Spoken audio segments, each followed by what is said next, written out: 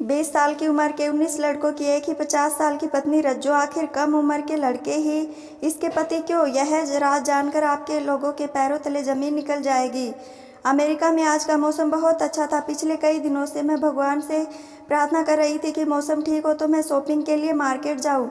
आज जब मौसम अच्छा था तो मैं फ़ौरन शॉपिंग करने के इरादे से बाहर आ गई। मुझे अभी यहाँ आए हुए 2 साल ही हुए थे और मैं यहाँ बहुत खुश थी। कुछ लोग तो मेरे जैसी ज़िंदगी गुजारने की दुआ करते कि काश वह भी अमेरिका जैसे शहर में आकर पढ़ाई करे। शायद मैं खुशनसीब थी जो यहाँ आ गई। यही सब सोचते हुए मैं मार्केट में आ गई ताकि कुछ ज़रूरत का सामान खरीद सकूँ। जब अचानक ही रास्ते में एक औरत से मेरी टक्कर हो गई और वह ज़मीन पर गिर गई। मैंने उसका हाथ पकड़कर उसे उठाया और उससे माफ़ी मांगी तो वह हंसते हुए कहने लगी, कोई बात नहीं। मुझे वह देखने में 45 साल से भी ऊपर की लग रही थी, इसलिए मुझे बहुत ज़्यादा अफसोस हुआ कि वह मेरी वजह से एक बूढ़ी औरत गिर गई। मैंने एक बार फिर से उनसे माफ़ी मांगी। उसके बाद मैंने उन्हें अपने बारे में बताया तो वह भी मुझे अपने बारे में बताते हुए कहने लगी, मेरा नाम रज्जो है, मैं हिंदुस्तान से हूँ। मैं यह सुनकर बहुत खुश हुई और वह हिंदुस्तान से ही है। उनसे पूछा कि रज्जो आंटी आप किस शहर में रहती? तो वह कहने लगी कि मैं सीतापुर में रहती हूँ, अपने पति के साथ घूमने आई हूँ। मैं भी सीतापुर से ही थी। अपने शहर का कोई प्रदेश से मिल जाए तो बहुत खुशी होती है, इसलिए मुझे उनसे मिलकर बहुत खुशी हुई और मैंने उनसे यह बात कही। मैं यहाँ पास में ही रहती हूँ, कभी आप मुझे मिलने आइएगा। वह औरत मुस्कुराकर आगे बढ़ गई और मैं भी मार्केट चली गई सामान खरीदकर। टैक्सी में बैठते हुए मैंने फिर से रज्जो आंटी को देखा। वह अपने पति का हाथ पकड़कर सड़क पार कर रही थी। मुझे उनके पति को देखकर पता नहीं ऐसा क्यों लगा जैसे मैंने उसे कहीं देखा हो। फिर मैंने सोचा कि दोनों मेरे शहर के रहने वाले हैं, हो सकता है मैंने इन्हें कभी वहाँ देखा हो। कुछ दिनों बाद फिर से इस औरत रज्जो आंटी से मुलाकात हो गई। इस बार मेरी दोस्त भी मेरे साथ ही थी। जब हम वापस आने लगे तो मेरे दोस्त ने हल्के से मेरे कान में कहा, तुमने इस आंटी के पति को देखा है? मैंने उससे कहा नहीं। वो तो मुझे कहने लगी, जब तुम देखोगी तो हैरान रह जाओगी, दांतों तले अपनी उंगली दबा लोगी। इस आंटी का पति एक 20 साल का हैंडसम सा लड़का है। क्या? यह सुनकर तो वाकई हैरत में पड़ गई। हम अक्सर लोगों के सुनकर तो वाकई हैरत में पड़ गई। मुंह से यह बात सुनते ही रहते हैं कि किसी लड़की ने बड़े उम्र के मर्द से शादी कर ली है, लेकिन बहुत कम ऐसा सुनने को मिलता है कि एक जवान हैंडसम लड़के ने बड़ी उम्र की औरत से शादी कर ली हो। मैंने सोचा ज़रूर यह आंटी बहुत पैसे वाली होगी, तभी तो एक जवान और हैंडसम लड़के ने इनसे शादी कर ली। अक्सर जवान लड़के लालच में आकर ही ऐसा कर लेते हैं। खैर जो भी बात थी, मुझे इस लड़के को देखने की ख्वाहिश हो रही थी जो खुद उस औरत के बेटे की उम्र का था और उसका पति बनकर बैठा था। फिर शायद भगवान ने मेरी यह दुआ सुन ली। एक दिन रास्ते में मुझे रज्जो आंटी मिली। मैंने अपने ख्वाहिश के हाथों मजबूर होकर उनसे कह दिया कि मैं आपके पति से मिलना चाहती हूँ। आपके पति की बहुत तारीफ सुना है वह आपसे उम्र में छोटा है। कहने लगी, हाँ वह मुझसे उम्र में छोटा है, लेकिन हम दोनों की पसंद की शादी हुई है। मैंने शौक में उनसे कहा कि आप अपने पति से मुझे नहीं मिलवाइएगा। वह हंसते हुए कहने लगी, क्यों नहीं, मैं अभी उसे फ़ोन करके बुलाती हूँ। उसने अपने पति को फ़ोन मिलाया और उससे कहा कि राज तुम मार्केट में आ जाओ, मेरी दोस्त तुमसे मिलना चाहती है। राज नाम सुनकर मैं चौंक गई, लेकिन फिर से मैंने सोचा कि ज़रूरी नहीं यह वही राज हो। दुनिया में एक नाम के बहुत सारे लोग होते हैं, लेकिन मेरा शक सही निकला। जब मैंने उसे सामने से आते देखा तो वह वही था। उसे रज्जो आंटी के पति के रूप में देखकर मेरी तो पैरों तले से ज़मीन निकल गई। दूसरी तरफ उसने भी मुझे देख लिया था। मुझे देखकर उसके चेहरे का रंग उड़ गया। उसे देखते ही मेरे मुंह से फ़ौरन निकला, राज तुम यहाँ? मेरा नाम सैली है और मैं इस शहर के मशहूर बिजनेसमैन की बेटी हूँ। इसी वजह से मैं बहुत नकचढ़ी थी। मेरे मुंह से जो भी बात निकलती उसे पूरा करना मेरे पिता अपना फ़र्ज समझते थे। मेरे पिताजी का बहुत बड़ा बिजनेस था जो एक शहर से दूसरे शहर फैला हुआ था। मेरा एक मुंह बोला भाई भी था जिसे मेरे 6 साल के होने पर गोद लिया गया था, क्योंकि डॉक्टर ने मेरी माँ से कह दिया था कि अब आप संतान पैदा नहीं कर सकती। लेकिन मैं अपने माता पिता से जिद करती रहती थी कि मुझे अपना भाई या बहन चाहिए। मेरी जिद पूरी करने के लिए मेरी माँ ने अपनी बहन का बेटा गोद ले लिया था। मेरे पिता इस बात से बहुत ज़्यादा नाराज़ हुए। मेरे पिता ने कभी भी राज को अपनी संतान नहीं माना था, लेकिन सिर्फ मेरी जिद और मेरी माँ की वजह से वह उसे कुछ नहीं कहते थे। ऐसे ही समय बीतता गया, मैं और कॉलेज पहुँचा गई। मेरे पिता ने राज से साफ साफ कह दिया कि अगर तुम अच्छे नंबर लेकर आओगे तभी तुम कॉलेज में पढ़ाई कर सकोगे, वरना मैं अपने मेहनत से कमाया हुआ पैसा तुम बर्बाद नहीं करूँगा। वह बहुत ज़्यादा इंटेलिजेंट और समझदार था, इसी वजह से वह बहुत अच्छे नंबर के पास हुआ और सबसे बड़े कॉलेज में उसको स्कॉलरशिप मिल गया। मैं अपने भाई के लिए बहुत खुश थी और चाहती थी कि और इसी तरह कामयाबी की सीढ़ियों पर चढ़ता रहे। लेकिन मेरे पिता को ना जाने उससे क्यों इतनी नफरत थी। वह उसे हर समय डांटते रहते थे, उनका बस नहीं चलता, वह उसे घर से निकाल देते। आखिर एक दिन मुझे उनके रवैये का राज पता चल गया, क्यों मेरे पिता राज से इतनी नफरत करते थे। एक दिन राज ने जब अपने दोस्त को पार्टी के लिए माँ से पैसे मांगे तो उसे पैसे मांगते हुए पिताजी ने सुन लिया था और अब वह इस बात को लेकर माँ से झगड़ा कर रहे थे। मेरे पिता माँ पर जोर जोर से चिल्ला रहे थे। वो कह रहे थे कि अपने भांजे को मेरी बेटी की जायदाद में हिस्सेदार बनाकर ले आई हो। मुझे यह बात बिल्कुल अच्छी नहीं लगती। माँ ने भी चीख चीख कर उन्हें जवाब दिया, अगर आपको राज से इतनी ही परेशानी है तो अपने हिस्से की जायदाद में से 1 रुपये भी उसे मत देना। इस जायदाद में मेरा भी हिस्सा है, इस पर मेरा भी हक है। आपकी दौलत और जायदाद पर मेरी मर्जी, अपनी दौलत जिसके भी नाम करूं। माँ पिताजी की आवाज़ सुनकर से अंदर कमरे में आ गई और राज बेचारा एक तरफ मुंह लटकाए हुए खड़ा था और मेरे माता पिता आपस में झगड़ा कर रहे थे। इस समय उसकी उम्र 18 साल की थी। मुझे उन पर बहुत तरस आ रहा था। कभी कभी तो मैं सोचती थी कि शायद माँ ने उसे गोद लेकर उसके साथ बहुत गलत किया। भले ही वह अपने गरीब माँ बाप के साथ रहता, लेकिन उसे एक पिता का प्यार तो मिल जाता। मेरे पिता ने तो कभी उसे प्यार से देखा भी नहीं। मगर इन सब का अब कोई फ़ायदा नहीं था। कुछ साल पहले मासी और मौसा का एक एक्सीडेंट में देहांत हो गया था।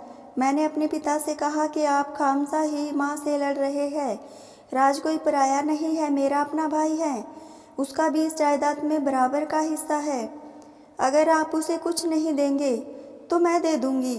मेरे पिता ने गुस्से में हम सबको देखा और कहने लगे, मेरे फैसले के खिलाफ तो तुम दोनों जब जाओगे ना, जब मैं तुम दोनों को कुछ दूंगा। अगर आज इसी समय यह लड़का इस घर से नहीं निकला तो मैं अपनी जायदाद में तुम दोनों को कुछ भी नहीं दूंगा, बल्कि तुम दोनों को अपनी जायदाद से बेदखल कर दूंगा। तुम लोग जब सड़क पर आओगे तब तुम्हें पता चलेगा। मैं और मेरी माँ पिताजी की यह बातें सुनकर दंग रह गए। कोई किसी से इतनी नफरत कैसे कर सकता है। मैं भी तो उन्हीं का खून थी। मैंने भी गुस्से में आकर कह दिया, ठीक है, आपको हमें कुछ नहीं देना तो ना दें, हम भी अपने भाई के साथ इस घर से चले जाएंगे। मेरी बात सुनकर राज रोते हुए कहने लगा, दीदी आप मेरी खातिर पिताजी से लड़ाई ना करें, मैं इधर उधर से चला जाता हूँ। हम उसे रोकते रह गए, लेकिन उसने हमारी एक भी बात नहीं सुनी और वह घर से चला गया। उसके जाने से पिताजी बहुत खुश हो गए। पता नहीं यह कैसी खुशी थी जो एक बेसहारा लड़के को घर से निकालकर उन्हें मिल रही थी, वरना बेसहारा लोगों के साथ जुल्म करने वाले तो चैन से नींद भी नहीं आती, उनकी तो नींद ही उड़ जाती है। कुछ दिनों बाद मुझे पता चला कि राज ने कॉलेज छोड़ दिया है और वह विदेश जाने के चक्कर में पड़ गया है। मैंने उससे मिलने की कोशिश की ताकि उसे समझाऊं, लेकिन उसने मुझसे मिलने से मना कर दिया। इन दिनों मेरे एग्ज़ाम चल रहे थे, इसलिए मैं तैयारियों में बिजी हो गई। कभी कभी उसके दोस्तों से उसकी खबर मिल जाती थी। अपनी पढ़ाई कंप्लीट होने के बाद मैं आगे पढ़ने के लिए विदेश चली गई और राज से मेरे सारे कॉन्टैक्ट ख़त्म हो गए। और अब 3 साल बाद उसे अपने सामने देखकर मैं हैरान रह गई। उसने अपने से इतनी बड़ी उम्र की औरत से शादी कर ली थी। मैंने हैरानी से कहा, राज तुम यहाँ? रज्जू आंटी खुश होकर बोली, क्या तुम एक दूसरे को जानते हो? मैंने कुछ बताने से पहले ही राज बोल पड़ा, यह मेरे दोस्त की बहन है। आपसे मिलकर बहुत खुशी हुई। हमें देर हो रही है, चलो हम चलते। वह अपनी पत्नी का हाथ पकड़कर तेजी से चला गया और कुछ देर अपनी जगह सुन खड़ी रही। राज ने यह क्या किया था? अभी तो वह सिर्फ 20 साल का ही था और उसने 50 साल की औरत से शादी कर ली। क्यों? आखिर क्या वजह थी? देखने से वह रज्जो आंटी अमीर भी नहीं लगती थी, वरना मैं समझ सकती कि राज ने दौलत की वजह से उनसे शादी की होगी। लेकिन उसने तो मुझसे बात भी नहीं की थी और अपनी पत्नी को लेकर वहाँ से चला गया था। बात करनी तो दूर की बात है, उसने तो वह भी नहीं बताया था कि मैं उसकी बहन हूँ। उसका यह सब छुपाने का क्या मकसद था?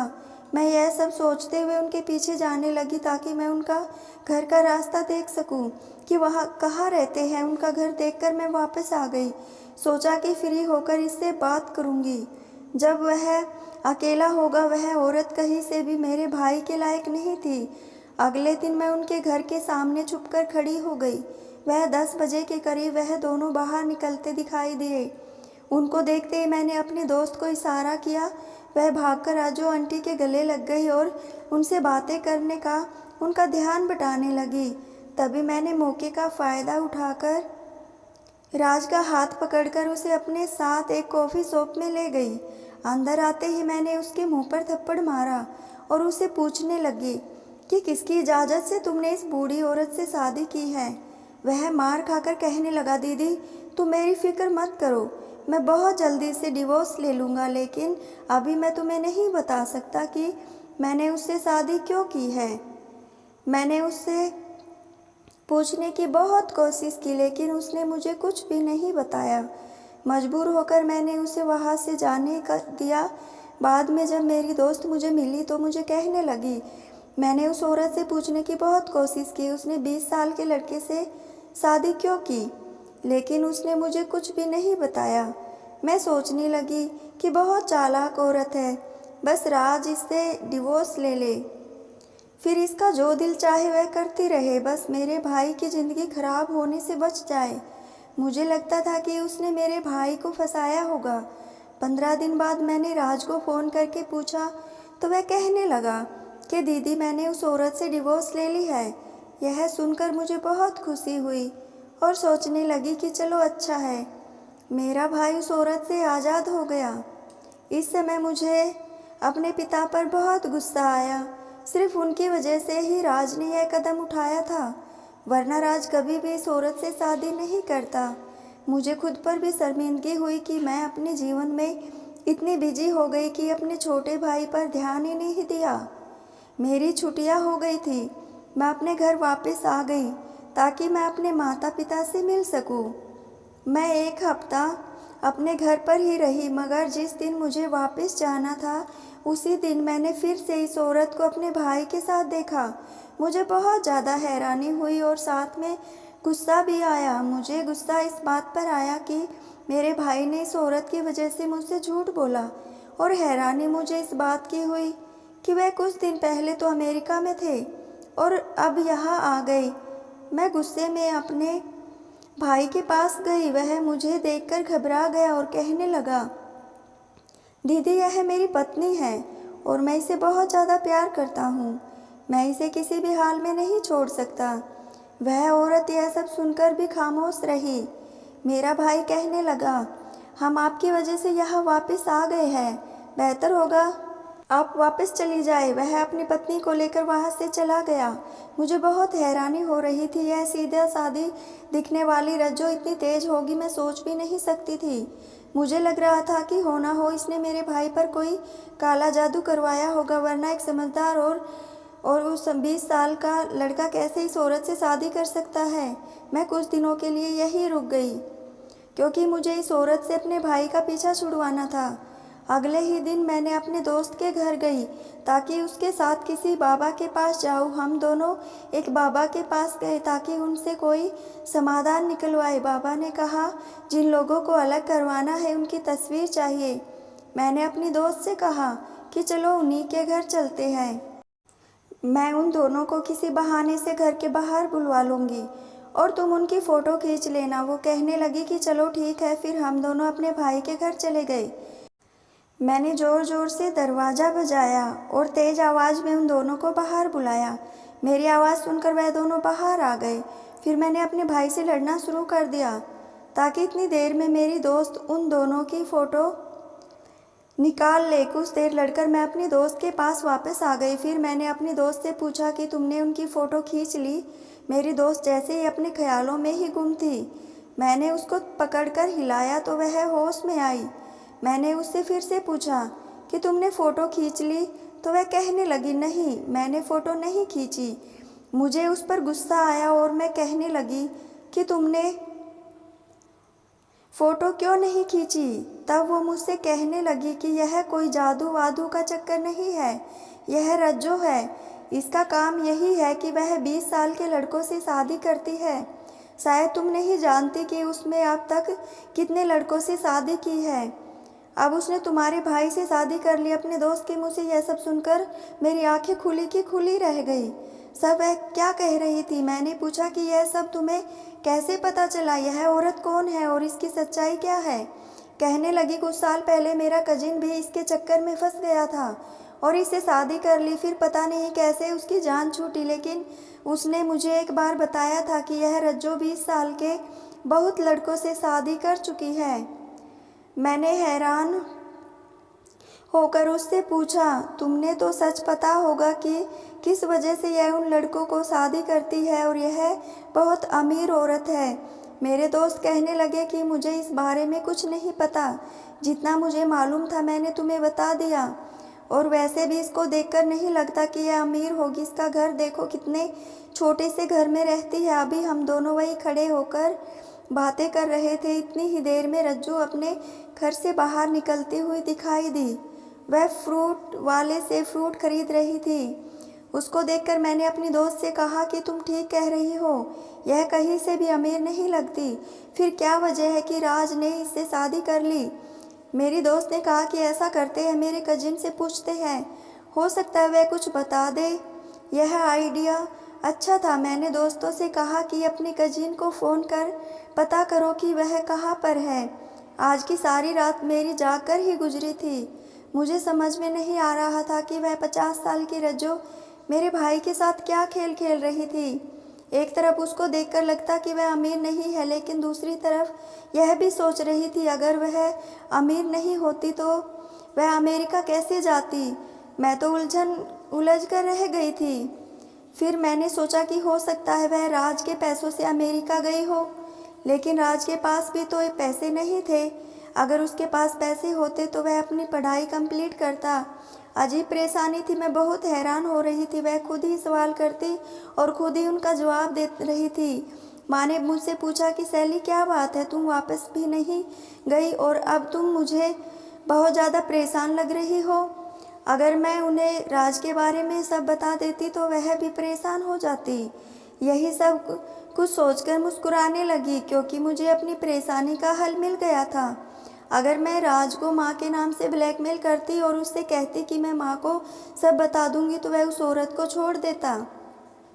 अगर मैं उसे यह कहकर मजबूर करती कि पूरी उम्मीद थी कि वह बूढ़ी औरत को छोड़ देगा। अगले दिन सुबह उठकर मैं उसके घर के सामने एक फ्लैट के पीछे छुप गई ताकि वह अकेला बाहर निकले तो मैं उससे कोई बात करूं।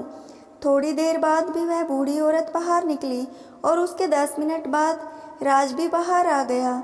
मैं भागकर राज के पास गई और उससे कहा, अगर तुम इस औरत को नहीं छोड़ना चाहते तो मत छोड़ो, मैं भी माँ को जाकर सब कुछ बता दूंगी। तुम क्या गुल खिला रहे हो, सोचो उन्हें कितना दुख होगा कितने कि तुमने छुपकर शादी कर ली, और अगर इस बात का पता चल गया कि तुमने एक बूढ़ी औरत से शादी की है तो वह शायद सदमे में मर जाए। जानती हो कि माँ के नाम से वह ब्लैकमेल हो जाएगा। और ऐसा ही हुआ। वह घबराने लगा और मुझसे कहने लगा, प्लीज़ माँ को कुछ मत बताना। मैंने उससे कहा कि ठीक है, लेकिन मेरी एक शर्त है कि तुम मुझे सब कुछ सच सच बताओ। फिर तुमने इस औरत से शादी क्यों की? वह मेरे हाथ पकड़कर कहने लगा, दीदी मैं तुम्हें सब कुछ बता दूंगा, लेकिन मुझे थोड़ा सा समय चाहिए। मैं तुम्हारे सारे सवालों का जवाब देने के लिए तैयार हूँ, लेकिन अभी मुझे इसके पीछे जाना होगा। वह मुझे तसल्ली देकर वहाँ से चला गया। इसके बाद मैंने अपनी दोस्त को फ़ोन करके पूछा कि उसके कजिन से बात हुई, तो वह कहने लगी, हाँ मैंने अपने कजिन को घर बुलाया है, तुम भी यहीं आ जाओ, फिर उससे बात कर लेना। मैं उसी अपने समय दोस्त के घर गई और उसके कजिन की उम्र 21 साल की होगी। मैंने उससे कहा कि क्या तुम अपनी स्टोरी सुनाओगे ताकि मैं अपने भाई को इस जंगल से बचा सकूं। वह कहने लगा कि 3 साल पहले की बात है, जब मैं 19 साल का था, मेरे घर वालों से लड़ाई हो गई थी, तो मैंने गुस्से में एक पार्क में सोना शुरू कर दिया। मेरे पिताजी गरीब आदमी थे और इस बात पर उनसे लड़ रहा था। मुझे पढ़ाई नहीं करनी थी, मुझे विदेश में जाकर कोई काम करना है। मैं उनसे कह रहा था कि वह अपना घर बेचकर मुझे विदेश में भेज दे, लेकिन पिताजी ने मेरी बात मानने को तैयार ही नहीं थे। वो कह रहे थे कि मैं तुम्हारे लिए अपना घर क्यों बेचूं। इसी बात को लेकर मेरी रोज़ उनसे लड़ाई होती। इसी वजह से मैंने घर छोड़ दिया, क्योंकि मैं किसी भी सूरत में विदेश जाना चाहता था। फिर किसी ने मेरी मुलाकात रज्जो से करवाई। वो मुझे कहने लगी कि मैं तुम्हें शर्त पूरी कर दूंगी, मैं तुम्हें विदेश भेज दूंगी, लेकिन तुम्हें मेरी एक बात माननी पड़ेगी। उसकी बात सुनकर मैं घबरा गया। क्या शादी? मगर वह कहने लगी, घबराने की ज़रूरत नहीं है, बस 2-3 महीने की बात है, फिर हमारी डिवोर्स हो जाएगी। मैं भी विदेश जाने के लालच में उसकी बात मान गया और मैंने उससे शादी के लिए हाँ कर दी। शादी के बाद ही यह मुझे विदेश लेकर चली गई, तो मुझे उसकी बात पर यकीन आ गया। वह मुझे कहने लगी कि अब तुम्हें यहीं रहना है, मगर इससे पहले तुम मेरे साथ एक बार हिंदुस्तान चलो, क्योंकि हमारी शादी वही हुई थी, तो हमारी डिवोर्स भी वही होगी। मुझे डिवोर्स देकर तुम अकेले वापस आ जाना। मैं उसकी बातों में आकर वहाँ से वापस आ गया। इस बात का मेरे घर वालों को भी पता चल गया था कि मैंने शादी कर ली है, लेकिन मैंने उनको सबको समझा दिया कि मैं बहुत जल्दी उससे डिवोर्स ले लूँगा। जिस दिन हमें कोर्ट में जाकर डाइवोर्स का केस फाइल करना था, उस दिन अचानक से मैंने उसको किसी से बातें करते हुए सुना कि वह कह रही थी कि ते खाना तैयार है ना, अब मेरा इस लड़के से दिल भर गया है, अब मैं दूसरे शिकार घर फंसाऊंगी। मैं 1 घंटे बाद इसे अपने साथ लेकर आऊंगी, तुम पीछे से इसके सर पर वार करके इसे बेहोश कर देना, फिर इसे तहखाने में हमेशा हमेशा के लिए बंद कर देना। वो यह सब बातें मेरे बारे में कह रही थी। यह सुनकर मेरे आसमान गिर पड़ा। मैं जल्दी से वहाँ से निकल भागा। मैंने अपने घर आकर ही चैन की सांस ली। फिर उसके बाद मुझे उसके बारे में कुछ भी पता नहीं चला, लेकिन अगर तुम्हारे भाई ने उस औरत से शादी कर ली है तो वह बुरा फंसने वाला है, उसकी ज़िंदगी खतरे में है। अपने दोस्त के मुंह से यह सारी कहानी सुनकर मुझे लगा था कि मेरे पैरों तले से ज़मीन खिसक गई है। कुछ देर पहले ही राज उस औरत के साथ गया था। अगर मेरे भाई को कुछ हो गया तो मैंने दोस्त से के कजिन से पूछा, तुम्हें उस जगह का एड्रेस पता है जहाँ वह तुम्हें ले जाने वाली थी? उसने नया में सिर हिलाया और मुझे इस जगह का पता नहीं मालूम है। मैं बहुत टेंशन में आ गई थी। अब क्या करूं, कैसे पता लगाऊं? मेरे भाई की ज़िंदगी खतरे में थी। मुझे याद आया था कि अभी थोड़ी देर पहले मुझसे बात करने के बाद वह अपनी पत्नी के पीछे पीछे भागा था। मैंने राज का नंबर डायल किया, मगर वह बंद जा रहा था। मेरा कलेजा मुंह को आ गया था कि न जाने अब क्या होगा। अचानक इस लड़के ने आइडिया दिया, आप अपने भाई के मोबाइल की लोकेशन चेक करवा लो, इसे पता चल जाएगा कि आपका भाई इस समय कहाँ है। मैंने उससे कहा, मैं यह काम किसके करवाऊँ, मैं तो किसी को भी नहीं जानती। तब वो कहने लगा कि आप फिक्र न करें, मेरा एक दोस्त मोबाइल कंपनी में काम करता है, आप मुझे अपने भाई का नंबर दें, मैं पता निकलवाता हूँ। कुछ देर बाद ही हमें पता चल गया, मेरे भाई की फ़ोन का लोकेशन बहुत दूर सुनसान इलाके में शो हो रहा था। हम तीनों गाड़ी में बैठकर उस लोकेशन पर जाने लगे। रास्ते में भगवान से अपने भाई की ज़िंदगी की प्रार्थना करती रही। 15 मिनट बाद गाड़ी एक घर के आगे रुकी। दरवाज़ा बंद था, मगर हमारे साथ आए हुए इस लड़के ने ज़ोर से धक्का देकर दरवाज़ा खोल लिया। हम बहुत ही हल्के हल्के घर के अंदर गए। मेरे दोस्त एक कजिन कहने लगे, हमें सबसे पहले वह तहखाना ढूंढना होगा, वो लोग वही होंगे। कुछ देर में हमें तहखाने मिल गया। हम हल्के हल्के नीचे उतरने लगे। मैंने तहखाने में जाने से पहले किचन से एक छुरी पकड़ी और एक अपने दोस्त को पकड़ा दी। जैसे ही हम तीनों ने अंदर कदम रखा तो मेरे ऊपर की सांस ऊपर और नीचे की सांस नीचे रह गई। सामने का मंजर देखकर मुझे यकीन नहीं आ रहा था। हमने देखा कि कल औरत रज्जो कुर्सी से बंधी हुई है और उसके सामने राज टांग पर टांग रख कर बैठा हुआ है। हमें देखकर वह घबरा गया और उठ खड़ा हुआ। मुझसे कहने लगा कि दीदी, आप यहाँ क्या कर रही है? तुम्हें यहाँ का एड्रेस किसने बताया? मैंने बेचैनी से पूछा कि क्या तुम ठीक हो? और यह औरत बहुत रस्सियों से बंधी हुई क्या कर रही है? राज कहने लगा, दीदी तुम परेशान मत हो, मैं तुम्हें सब कुछ बताता हूँ कि ये औरत यहाँ कैसे है।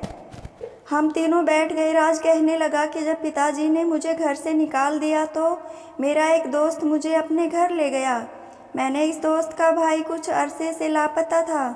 मैंने जब उसके भाई के बारे में पूछा तो उसने मुझे बताया कि एक बड़ी उम्र की औरत ने उससे शादी की थी और फिर उसका कुछ पता ही नहीं चला वह कहाँ है। मैं इस दोस्त की मदद करना चाहता था, इसलिए मैंने इस औरत की सारी इन्फॉर्मेशन निकलवा ली।